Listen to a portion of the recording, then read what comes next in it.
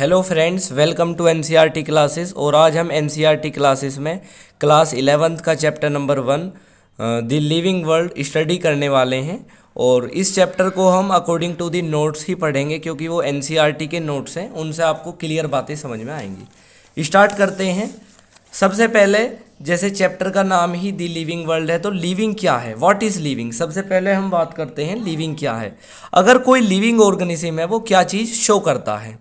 तो जो living organism है, सबसे पहले वो सेल्फ परपिचुएशन होगा, यानी कि वो अपने आप को सर्वाइव कर सकेगा। उसके बाद सेल्फ ऑर्गेनाइजेशन, यानी कि वो अपने आप को ऑर्गेनाइज कर सकेगा।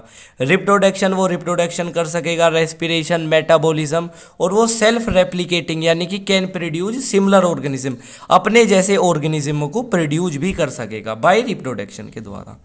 अब कोई भी लिविंग ऑर्गेनिज्म है तो उसका क्राइटेरिया क्या है कि वो लिविंग ऑर्गेनिज्म है। सबसे पहले growth, reproduction, cellular organism, metabolism और कॉन्शियसनेस। जो ग्रोथ और रिप्रोडक्शन, जो ये दोनों प्रॉपर्टी हैं, ये सिर्फ कैरेक्टरिस्टिक्स प्रॉपर्टी हैं। सेलुलर ऑर्गेनिज्म, मेटाबॉलिज्म और कॉन्शियसनेस ये डिफाइनिंग प्रॉपर्टी हैं। अगर हमें किसी भी लिविंग ऑर्गेनिज्म को डिफाइन करना है तो हम इन 5 कैटेगरी पर डिफाइन करते हैं किसी भी लिविंग ऑर्गेनिज्म को।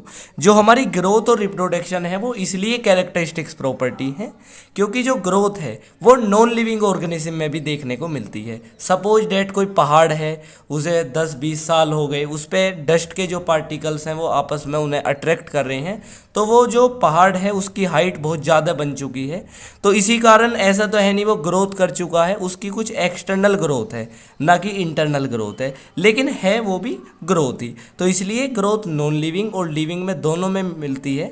तो इसलिए हम ग्रोथ को एक डिफाइनिंग प्रॉपर्टी ना कह के कैरेक्टरिस्टिक्स प्रॉपर्टी बोलते हैं।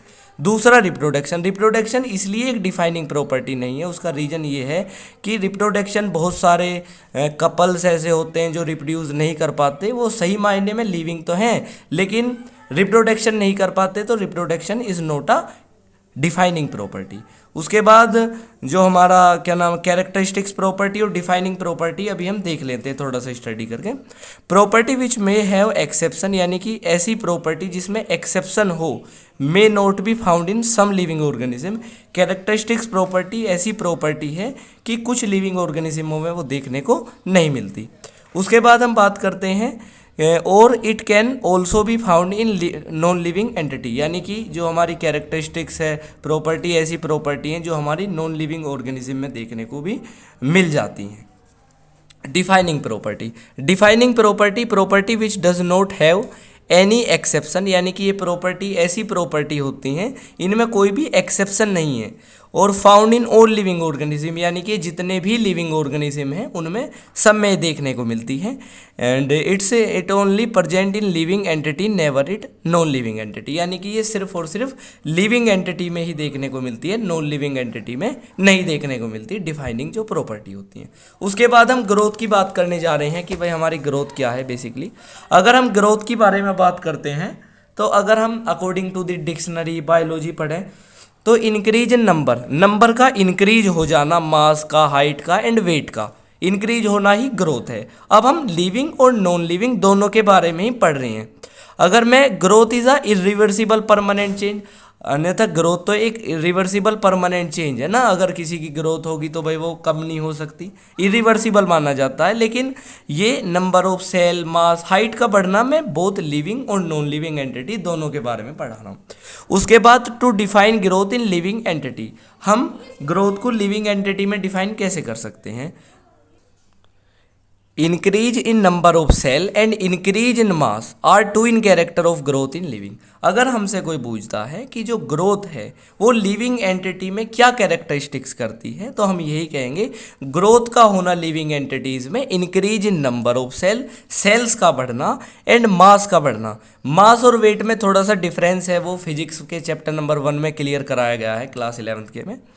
और increase in number of individuals in case of unicellular organism. अगर हमसे कोई ग्रोथ के बारे में पूछता है तो हम सिंपल यही बताएंगे कि increase in number of cell and increase in mass, यही दोनों कैरेक्टर हैं ग्रोथ के। और increase in number of individuals, क्योंकि यूनिसेलुलर के केस में ऐसा हो जाता है, क्योंकि यूनिसेलुलर ऑर्गेनिज्म जब भी डिवीजन करता है उनका बहुत डिवीजन और रिप्रोडक्शन दोनों एक साथ ही होते हैं। ग्रोथ अब लिविंग एंटिटी में कैसे होती है और नॉन लिविंग एंटिटीज में क्या होती है। जो हमारी लिविंग एंटिटीज में जो ग्रोथ होती है वो इंस्टेंसिव इन नेचर, यानी कि वो ड्यूरिंग ग्रोथ, यानी कि ग्रोथ के दौरान न्यू मटेरियल आर सिंथेसाइज्ड, यानी कि नए नए मटेरियलों को बनाया जाता है। लेकिन नॉन लिविंग एंटिटीज़ क्या है, उसमें एक्सटेंसिव इन नेचर, यानी कि जो ग्रोथ होती है उसमें सिंथेसिस इज एब्सेंट, यानी कि उसमें कोई भी चीज़ को बनाया नहीं जाता, उसमें बिना मतलब किसी भी चीज़ के बने ही ग्रोथ हो जाती है, क्योंकि वो एक सरफेस फिनोमिना, एक सरफेस पर की जाती है। उसके बाद लिविंग एंटिटीज़ में एक्यूमुलेशन एब्सेंट, यानी कि बाहर से कोई भी चीज़ जमा नहीं होती, जैसे और क्या नाम है, नॉन लिविंग एंटिटीज़ में एक्यूमुलेशन ऑफ मटेरियल, यानी कि मटेरियल का एक्यूमुलेशन कराया जाता है। फॉर एग्जांपल जैसे एक छोटा सा पहाड़ है, इसमें एक्यूमुलेशन ऑफ सोइल, यानी कि सोइल के पार्टिकल्स अट्रैक्ट कर रहे हैं, तो ये जो पहाड़ है बड़ा बन गया, कुछ सालों में, थोड़े दिनों में ये पहाड़ बड़ा बन गया। उसके बाद जो लिविंग एंटिटीज़ है उसे अगर हम ग्रोथ हमने बताया तो वो ग्रोथ जो उसकी होती है इंस्टेंसिव होती है। अगर ग्रोथ जब इंस्टेंसिव होती है तो उसके भी दो पार्ट है, सिंथेसिस ऑफ प्रोटोप्लाज्मिक सब्सटेंस और सिंथेसिस ऑफ एपोप्लास्टिक सब्सटेंस। यानी कि प्रोटोप्लास्टिक का क्या मतलब है, लिविंग मटेरियल, और एपोप्लास्टिक का मतलब है नॉन लिविंग मटेरियल।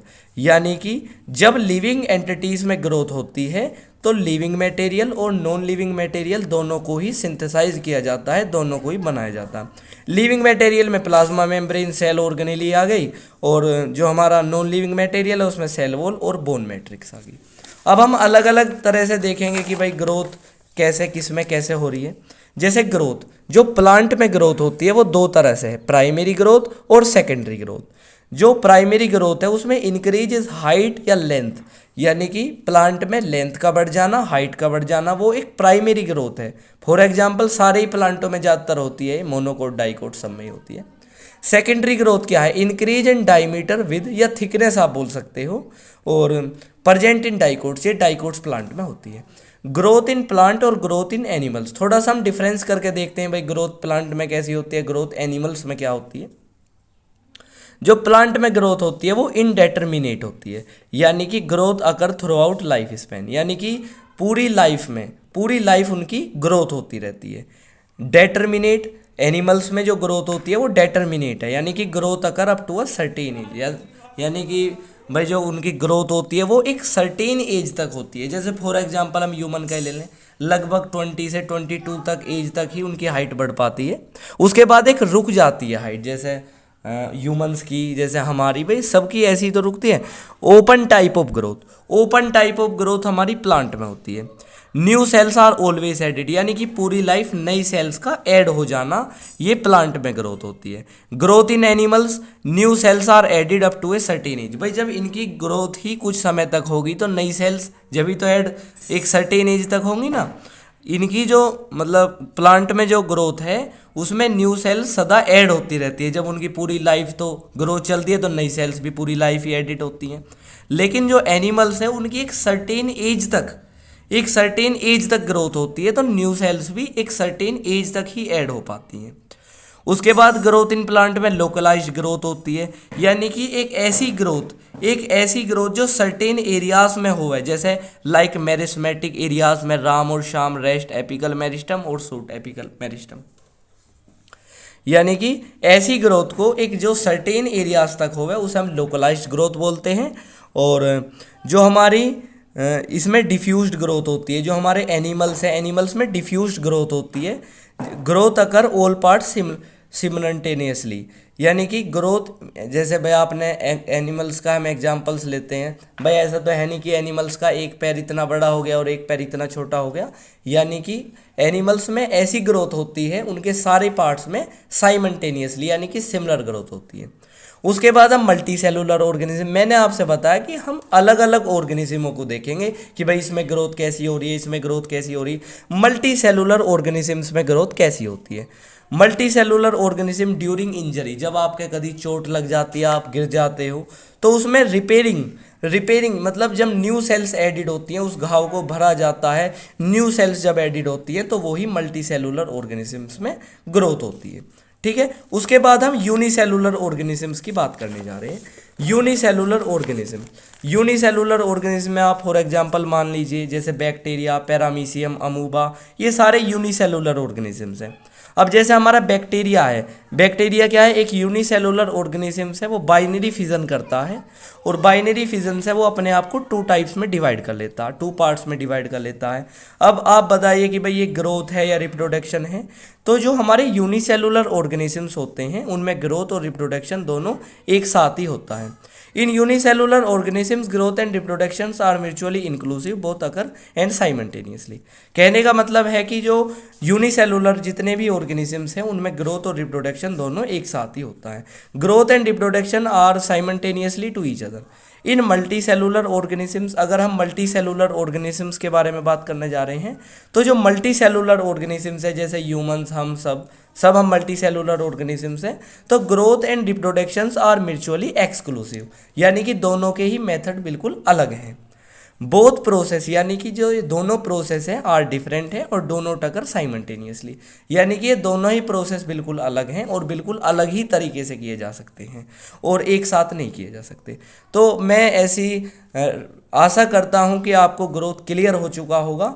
ग्रोथ एक डिफाइनिंग प्रॉपर्टी इसलिए नहीं है क्योंकि ये नॉन लिविंग ऑर्गेनिज्म और लिविंग ऑर्गेनिज्म दोनों में देखी जा सकती है, इसलिए हम इसे एक कैरेक्टरिस्टिक्स प्रॉपर्टी बोलते हैं। उसके बाद एक सेकंड प्रॉपर्टी, वो भी कैरेक्टरिस्टिक्स प्रॉपर्टी है, जो है रिप्रोडक्शन। रिप्रोडक्शन एक ऐसा बायोलॉजिकल प्रोसेस है जिसमें स्पीसीज कंटिन्यू सर्वाइवल कर सकती हैं अर्थ पर। रिप्रोडक्शन 2 टाइप का होता है, एसेचुअल और सेचुअल। एसेचुअल रिप्रोडक्शन इन लोअर ऑर्गेनिज्म करते हैं। एसेचुअल जो रिप्रोडक्शन है वो जैसे लाइक बैक्टीरिया, वो सभी क्या करते हैं, ये एसेचुअल करते हैं, जितने भी लोअर ऑर्गेनिजम्स हैं, यूनिसेलुलर्स हैं। उसके बाद सेचुअल रिप्रोडक्शन कौन, इन हायर ऑर्गेनिज्म जैसे ह्यूमंस हैं, वो हम सब सेचुअल रिप्रोडक्शन करते हैं। उसके बाद एक यूनी पेरेंट, यानी कि ये सिंगल पेरेंट से हो जाता, ये बाई पेरेंट से होता। उसके बाद सिंपल एंड फास्ट, यानी कि ये बहुत ही आसानी से और जल्दी हो जाता है जो हमारा ये सेचुअल रिप्रोडक्शन है। ये कॉम्प्लेक्स एंड स्लो, यानी कि थोड़ा सा कॉम्प्लेक्स होता है और बहुत ही लेट होता है। उसके बाद हम एसेचुअल रिप्रोडक्शंस के टाइप्स पढ़ने वाले हैं। एसेचुअल रिप्रोडक्शंस के भी 6 टाइप्स के एसेचुअल रिप्रोडक्शन होता है। सबसे पहला है बाइनरी फिजन, उसके बाद बर्डिंग, प्रोटोनीमा, फ्रेगमेंटेशन, ट्रू रीजनरेशन और स्पोरोरिलेशन। बाइनरी फिजन यूनिसेलुलर ऑर्गेनिजम्स करते हैं, जिसमें बैक्टीरिया, अमूबा, पैरामीशियम जो है वो बाइनरी फिजन करता। जैसे मैंने पिछली बार यूनिसेलुलर ऑर्गेनिज्म में एग्जांपल लिया था बाइनरी फिजन का। उसके बाद बर्डिंग है। बर्डिंग में क्या होता है, कोई ऑर्गेनिज्म है जैसे यीस्ट है, वो यूनिसेलुलर फंजाई, माता, हाइड्रा, वो बर्डिंग करते हैं। बर्डिंग में एक जैसे सपोज डेट कोई भी ऑर्गेनिजम्स है, वो उसका एक छोटा सा स्ट्रक्चर कट के उसके जैसे स्ट्रक्चर में डेवलप हो जाता है। प्रोटोनीमा क्या है, वो फाउंड इन मोसिस, यानी कि ब्रायोफाइट प्लांट्स में पाया जाता है। प्रोटोनीमा को कौन करता है, मोसिस करते हैं। फ्रेगमेंटेशन एक फिलामेंटस एल्गी है, जैसे ये फ्रेगमेंटेशन जो प्रोसेस है वो फंजाई, राइजोपस, स्पाइरोगायरा, ये सभी करते हैं फ्रेगमेंटेशन। ट्रू रीजनरेशन क्या है, ट्रू रीजनरेशन हमारा प्लानेरिया, एक हमारा ऑर्गेनिजम्स है जो हमारा एसेचुअल रिप्रोडक्शन करता है। उसमें क्या होता है, कोई ऑर्गेनिजम्स है, सपोज दैट ये ऑर्गेनिज्म अपने आप को डिवाइड करेगा, अपने आप को डिवाइड करेगा। लेट जैसे उसने आधे से कम उसने डिवाइड करा, तो वो ऑर्गेनिजम्स ग्रो करेगा और अपने जैसे ही दूसरे ऑर्गेनिजम्स को डेवलप करेगा। आप सब सोच रहे होंगे कि जो हमारे फॉर एग्जांपल जैसे हमारी ये छिपकली होती है, वो क्या करती है, वो अपनी पूंछ काट लेती है, और पूंछ तो काट लेती है लेकिन वो खुद तो जीवित रह सकती है, लेकिन उस पूंछ से दूसरा जो ऑर्गेनिजम्स है वो डेवलप नहीं हो सकता। तो ये प्लानेरिया अलग है, ये जो बचा हुआ जो रिमेनिंग पार्ट इसने तोड़ा है उसे डेवलप करके अपनी जरा ऑर्गेनिज्म बना देता है। स्पोरोरुलेशन, फॉर्मेशन होना एसेचुअल स्पोर्स का, ये भी 3 टाइप का, जैसे जू स्पोर को हम प्लेनोस्पोर्स भी बोल सकते हैं, इसे ए प्लेनोस्पोर्स है, ये कैनाइडिया है, ये मोस्टली एल्गी में मिलता है, ये दोनों फंजाई में मिलते हैं। इस पर क्वेश्चंस बना था पिछली बार, जैसे मोस्ट कॉमन एसेचुअल स्पोर जो होता है वो एल्गी का, वो जू स्पोर में होता है। मोन कॉमन एसेचुअल स्पोर फंजाई, वो कैनाडिया में। अब रिप्रोडक्शन जो है, रिप्रोडक्शन में क्या एक्सेप्शन है, आखिर में हम जो रिप्रोडक्शन है, हम रिप्रोडक्शन को एक कैरेक्टरिस्टिक्स प्रॉपर्टी ही क्यों बोलते हैं, डिफाइनिंग प्रॉपर्टी क्यों नहीं बोल सकते। और हम इसलिए किसे कैरेक्टरिस्टिक्स प्रॉपर्टी बोलते हैं क्योंकि because due to the exception, क्योंकि इसमें क्या है, एक एक्सेप्शन है। जैसे आपने म्यूल्स ही नहीं देखे होंगे, वर्कर बीट्स देखे होंगे, और कुछ ह्यूमंस कपल्स भी होते हैं जो रिप्रोड्यूस नहीं कर सकते, रिप्रोडक्शन नहीं कर सकते। तो क्या वो लिविंग ऑर्गेनिज्म नहीं है? लिविंग ऑर्गेनिजम्स हैं, लेकिन वो रिप्रोड्यूस नहीं कर सकते। लिविंग हैं बट अनस्टेबल टू रिप्रोड्यूस, यानी कि ये रिप्रोड्यूस नहीं कर सकते। तो इसलिए हमने एक रिप्रोडक्शन को एक कैरेक्टरिस्टिक्स प्रॉपर्टी में रखा है, डिफाइनिंग प्रॉपर्टी में नहीं रखा। कुछ ऐसे ही हम 2-3 क्वेश्चन इसके लिए प्रैक्टिस में लिए हैं, उन्हें देखते हैं। Find incorrect statement. Growth is a character of all living organisms. Growth एक कैरेक्टर है सारे लिविंग ऑर्गेनिजम्स का, सही बात है। During growth in living organisms only living material are synthesize, कि जब ग्रोथ होगी लिविंग ऑर्गेनिजम्स की तो ओनली लिविंग मटेरियल ही बनेगा ये, लेकिन ये गलत है स्टेटमेंट। मैंने आपसे बताया था कि जब भी लिविंग ऑर्गेनिजम्स की ग्रोथ होगी तो लिविंग मटेरियल और नॉन लिविंग मटेरियल दोनों ही सिंथेसाइज्ड होंगे, यानी कि दोनों ही बनाए जाएंगे। उसके बाद यही गलत स्टेटमेंट है, तो यही आंसर है। वैसे reproduction is a characters property of living organism, सही है। Algae show asexual reproduction of sporulation, ये भी सही है। उसके बाद सेकंड क्वेश्चन है, growth reproduction are mutually inclusive, यानी कि जो ग्रोथ और रिप्रोडक्शन है वो एक साथ होते हैं, वो यूनिसेलुलर ऑर्गेनिजम्स में होते हैं। और जैसे आपको इनमें करेक्ट स्टेटमेंट ढूंढना है तो नोस्टिव, डायटम और ये तीनों यूनिसेलुलर हैं, तो ये एक राइट आंसर है। इसके बाद 3 हमारी डिफाइनिंग प्रॉपर्टी रह चुकी हैं। Criteria to define living organisms को हम जैसे भी डिफाइन करते हैं उसे अगली वीडियो में आपको प्रोवाइड कर दी जाएंगी वे। उसके बाद हम थोड़ी सी एनसीईआरटी पढ़ लेते हैं। वैसे तो हमने नोट्सों में हर एक एनसीईआरटी की लाइन लिखने की प्रयास किया है, और जो भी रिमेनिंग है हम दिखा देते हैं आपको। एनसीईआरटी नोट्स ही हैं। All living organism grow increase in mass and increase in number of individuals are twin character of growth, की लिविंग ऑर्गेनिज्म अगर जो ग्रोथ है, ग्रोथ हो रही है तो उसमें नंबर ऑफ सेल्स का बढ़ना और नंबर ऑफ मास का बढ़ना, इंक्रीज इन मास का और increase in number of individuals का बढ़ना ही दोनों कैरेक्टर हैं ग्रोथ के। उसके बाद हमसे बताया गया है, वैसे तो ये सारा हमने नोट्सों में कवर करने की पूरी कोशिश करी है, लेकिन जो रिमेनिंग पार्ट है उसे भी देख लीजिए। Growth therefore can not be taken as a defining note, यानी कि ये जो ग्रोथ है वो लिविंग ऑर्गेनिजम्स में एक डिफाइनिंग प्रॉपर्टी ना मानकर एक कैरेक्टरिस्टिक्स प्रॉपर्टी मानी गई है, because the reason is the growth is found living organisms और नॉन लिविंग ऑर्गेनिजम्स। उसके बाद हमने बताया कि reproduction likewise is a characteristics of living organisms, की रिप्रोडक्शन भी एक कैरेक्टरिस्टिक्स प्रॉपर्टी है उसमें, because the number of humans can not reproduce the new baby, उसमें जो बहुत सारे ऐसे कपल्स हैं जो रिप्रोड्यूस नहीं कर सकते, उसका रीज़न ये है। इसके बाद हमें लगता है कि हमने हर एक लाइन एनसीईआरटी की कवर करने की कोशिश करी है। और वीडियो पसंद आई तो वीडियो को लाइक करें और चैनल को सब्सक्राइब करें, और हमारी पूरी कोशिश रहेगी कि आपको जल्द ही 2 लेक्चर्स में चैप्टर कंप्लीट कराया जाए। अगली आने वाली 3 जो कैटेगरीज हैं, जो डिफाइनिंग प्रॉपर्टीज है लिविंग की, वो आने वाली 2 वीडियोस में आपको प्रोवाइड कर दी जाएगी। Thank you for listening me.